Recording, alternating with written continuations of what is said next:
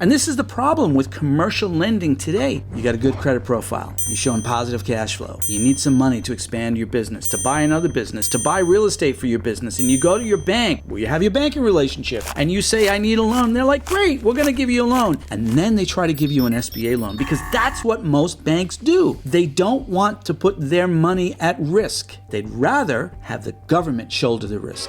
Up to 85 to 95% of the value of the loan, which is why it's important if you have a COVID-19 EIDL that you take care of the payments there, because if you default on that, you could be prevented from getting an SBA loan in the future. It's the reason why so many of these horrible, disgraceful, disgusting high interest rate loan from alternative lenders exist. You've heard of them. You get solicited for them all the time. We know you do. MCAs, merchant cash advance, where they take the swipes of your credit card sales. Ledger loans, where they look at your bank statements for 12 months and they lend you money based upon your cash flow, the cash flow loan. Receivables, you get money leveraged against your accounts receivable or against the equipment in your factory or your plant or your inventory. And all of those alternative loans come at a very high cost. Frankly, because they're not covered by any consumer type of government regulations, these loans can have the most horrible terms. We know, we saw them as commercial financing brokers before the pandemic. Be very careful